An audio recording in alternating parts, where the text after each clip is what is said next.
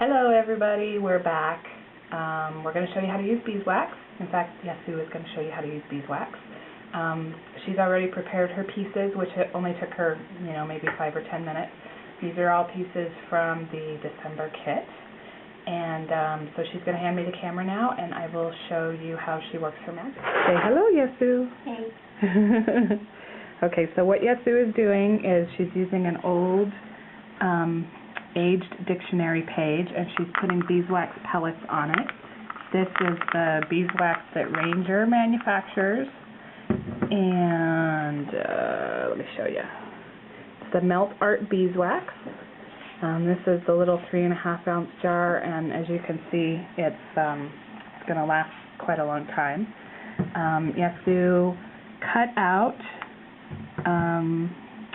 some vintage advertisements and one of the flowers from our patterned paper.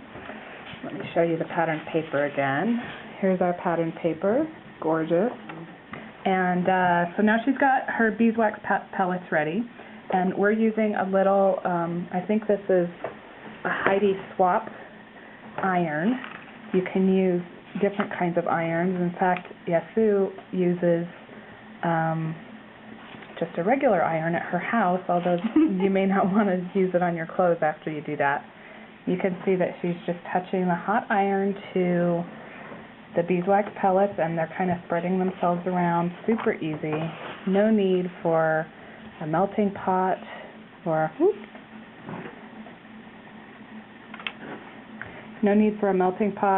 brushes or any of that elaborate setup. I know that they have different kinds of mini irons. Some of them kind of look like soldering irons with like a handle and a little metal plate. So you can pretty much do this with whatever tool you're most comfortable with. I'm going to move some of her pieces out of the way here.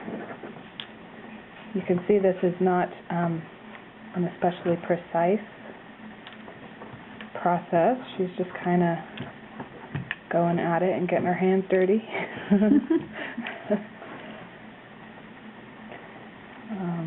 One thing that's really cool about the beeswax is that it contributes to that aged look, makes the paper look even older, and this paper was pretty yellow to start with, so that was nice. But then as you'll see when we're done and this beeswax dries a little bit, it kind of makes some of this really old paper look translucent, like you can almost see through it. Okay, so now Yasu has the whole page covered in beeswax, and it looks beautiful. I'm going to crinkle one of the page, okay, just like this. But just be careful when the pages are like too old. You might not want to mess it up. Right, because it'll tear really easily. Old paper is pretty fragile. I'm sure it's not quite as fragile as if we hadn't put the beeswax on it. That looks great. Oh, that's neat.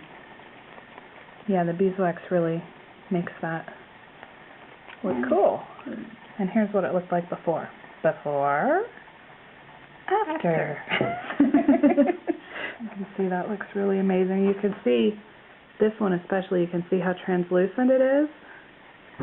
You can see that the stuff on the back, the writing on the back, is kind of showing through the front. And kind of a neat effect. Same thing with this one. Maybe I might have to buy in a little more. Alright, perfect. Okay, and this is the little piece that we cut out from our pattern paper. This is a Daisy Bees paper that we included in our kit this month, and I think it's called Scheherazade. I'm not 100% sure, but I think that's right. And I'm not sure if this paper has been discontinued. It's not a brand new paper, but we just thought it was so beautiful that we decided to include it. Okay, and you can see the difference with this newer paper. It doesn't get as translucent, but it still looks nice and aged. Now you can see that the Here, move it around a little bit so they can see it. It says where you can even like add like paper. Oh, beautiful. Like Yeah, that's a really good thing. Or like she can be behind paper and he can be in front. Yeah, that's a great layering technique. Beautiful. Okay, so let's just put this project together. Yasu's going to make an ATC, artist trading card. And so she has a regular poker card that she's going to use as a background. Yasu is very good at the layering.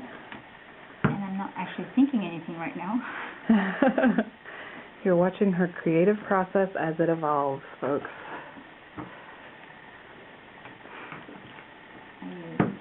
Crinkle, and you can like crinkle. I use a bigger piece than the card because. And then you're gonna crinkle it in. Crinkle in later. See it? Yep, looks great. Oh, I ripped it, but never mind. Hey, you just work with what you got, right? And now she's gonna use a brayer.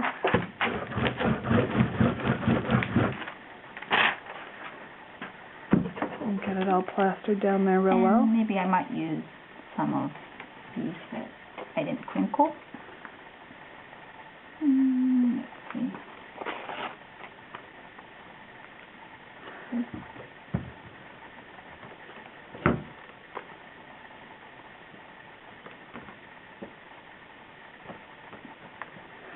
Now, if you notice where she is putting down this beeswax page, you can see the 10 from the card underneath it.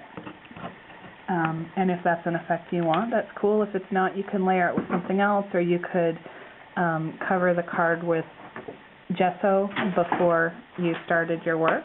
It all depends on the kind of look you want. Okay, so let's look at the final product now. It's not final yet. It's not? What are you going to do to it? I don't know, maybe some stamping or like use threads. Yes, of course there has to be more layers on Yasu's work. So when she finishes up this card, we'll take a picture of it and show you the final part, but we've showed you how to deal with the beeswax and layering of beeswaxed pieces, and so this is the end of our little tutorial.